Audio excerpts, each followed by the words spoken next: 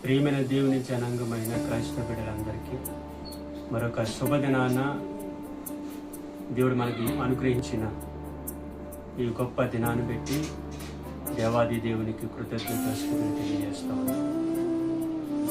ఈ 23వ దినాన దేవుడు మనకి ఇచ్చిన వాగ్దానాన్ని దావీదు రాసిన కీర్తన భాగం 68వ అధ్యాయము 28వ వచనాన్ని మనం చదువుకున్నాం.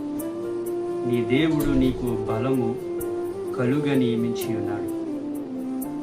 మరి ఈ దినం నువ్వు చేయబోతూ ఉన్న పనుల్లో, నువ్వు వెళ్ళబోతూ ఉన్న ప్రయాణాలు, నీ బలం మీద నువ్వు ఆధారపడకుండా, దేవా మరి ఈ దినమంతా నాయన నేను చేస్తున్న ప్రతి పనిలో నువ్వు నాకు బలాన్ని అనుగ్రహిస్తేనే నేను ఏదైనా పని చేసుకోగలను, నా కుటుంబాన్ని పోషించగలను. ఈనాటి దినాలలో మన సొంత బలం మీద మనం ఆధారపడకుండా దేవుని బలం మీద ఎవరైతే ఆధారపడుతూ ఉంటారో, అమెరికా దేశంలో ఒకనాడు యుద్ధం జరుగుతూ ఉంటుంది. శత్రువులు సైన్యాన్ని చంపుకుంటూ వెళ్ళిపోతూ ఉంటే అందులో ఒక యవనస్తుడు, అమెరికాకు సంబంధించిన ఒక సైనికుడు తన ప్రాణాలను కాపాడుకుంటాడు. ఒక గుహలోనికి వెళ్ళి తన ప్రాణాన్ని కాపాడుకుంటూ శత్రువులకి నేను చిక్కుకూడదనేసి తను నమ్ముకున్న తన దేవునికి ప్రార్థన చేయడం ప్రారంభించాడు. ఏమైనా ప్రార్థన చేస్తూ ఉన్నాడంటే, ఇజ్రాయేలు కాపరి, నువ్వు కొనకని నిద్రపోని దేవుడు కదా, నువ్వు బలవంతుడే కదా. ఈనాడు నా కళ్ళ ముందు అనేక మంది నాకంటే బలవంతులైన సైనికులు శత్రువుల చేతిలో చనిపోతూ ఉన్నారు. నన్ను కూడా చంపడానికి శత్రువులు తరుముతూ ఉన్నారు.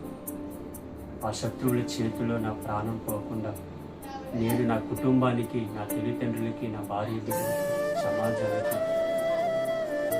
నేను బ్రతికి ఉండాలయ్యా అనేసి తన దేవునికి ప్రార్థిస్తూ ఉంటే తను అనుకుంటూ ఉన్నాడు. ఎలీషా ప్రార్థించేటప్పుడు ఎలాగైతే పర్వతము చుట్టూ అగ్ని రథాల చేత తన సైన్యాన్ని ఉంచాడు, ఆ విధంగా నా ప్రార్థన కూడా దేవుడు విని అగ్ని రథాల చేత తన సైన్యాన్ని నాకు ముందు పెడతాడేమో అనుకున్నాడు.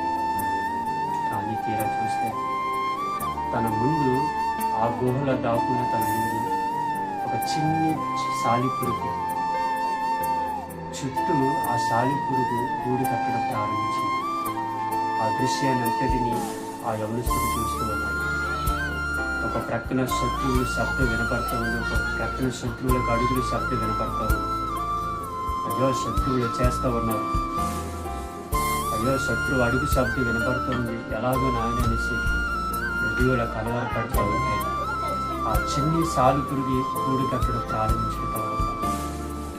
ఆ శత్రువులు ఈ యవన బిడ్డని చంపడం కొరకు వెతుకుతూ ఉంటే అన్ని గుహల్లోనికి వెళ్ళి వెతకడం ప్రారంభించారు. కానీ ఈ యవనస్తుడు దాగున్న గృహానికి వచ్చేసరికి సాలిపురుగు గూడు కట్టడం చూసి ఆ శత్రువు సైన్యం, ఇందులోనికి ఎవరు వచ్చి ఉండలే. ఎందుకంటే సాలిపురుగు గూడు ఉంది కదా, ఒకవేళ వెళ్తే ఈ గూడి పడగొట్టుకుంటూ వెళ్తారు కదా, ఈ గూడి రగిలిపోతుంది కదా.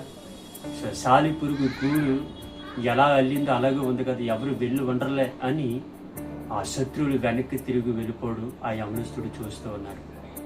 ఎప్పుడైతే ఆ శత్రువులు వెనక్కి తిరిగి వెళ్ళిపోడు యవనస్తుడు చూశాడు, తన హృదయంలో దేవుని మొరపెట్టడం ప్రారంభించాడు. దేవా, ఇంతవరకు నాయన లోకపరమైన బలాన్ని చూసి నేను ఆధారపడ్డాను, కానీ నీ బలం చిన్న దాంట్లో కూడా నాని ఇంత గొప్పదా అనేసి ఆ యవనస్తుడు దేవుని బలాన్ని గురించి ఆ సాలిపురుగుని చూసి చాలా ఆశ్చర్యపోయాడు. ఈనాడు నువ్వు అనుకుంటూ ఉన్న నాలో ఏ బలం ఉంది, నాలో ఏ గొప్పదనం ఉంది, నన్ను అందరూ బలహీనుడిగా చూస్తున్నారు, ఆర్థిక పరిస్థితుల్లో నా కుటుంబాన్ని పోషించలేని స్థితిలో ఉన్నాను, నేను అందరూ నన్ను చిన్న చూపుగా చూస్తూ ఉన్నారనేసి ఒకవేళ నువ్వు బాధపడుతూ ఉన్నావేమో, ఈ దినం దేవుడు మనతో మాట్లాడుతూ ఉన్నాడు. ఆయన మనుషుల బలం మీద మనం ఆధారపడకుండా, లోక బలం మీద మనం ఆధారపడకుండా, సంపద మీద మనం ఆధారపడకుండా, ఎప్పుడైతే మనం దేవుని బలం మీద మనం ఆధారపడగలుగుతామో, ఒక చిన్ని సాలిపురుగును వాడుకునే విధంగానే ఈనాడు నిన్ను నన్ను దేవుడు చిన్నవాడునైనా నిన్ను బలవంతులుగా వాడుకోబోతున్నాడు ఆయన. బలమైన కార్యాలు జరిగించబోతున్నాడు ఆయన. బైబిల్ గ్రంథంలో మనం చూసుకున్నట్లయితే అదే దావీదు.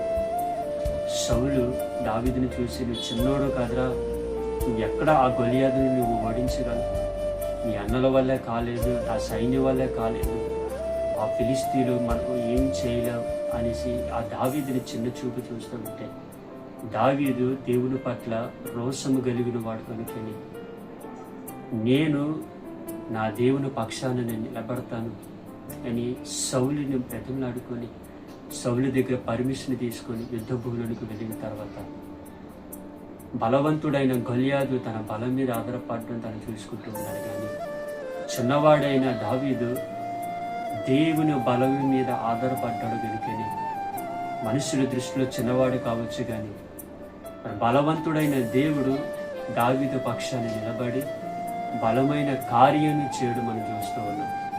మరి ఈ దినాన్ని మనం కూడా ప్రతి పరిస్థితుల్లో దేవుని మీద దావీదులాగా మనం ఆధారపడగలిగితే, దావీదులాగా ప్రతి విషయంలో మనం దేవునికి మన పరిస్థితులు అప్పగించగలిగితే, దావీదు పట్ల బలమైన కార్యాన్ని చేసిన ఈ దినం కూడా నీ పక్షాన బలమైన కార్యాన్ని చేసి నిన్ను నీ కుటుంబాన్ని దేవుడు బలవంతులుగా ఆశీర్వదించబోతున్న గొప్ప దేవుడు.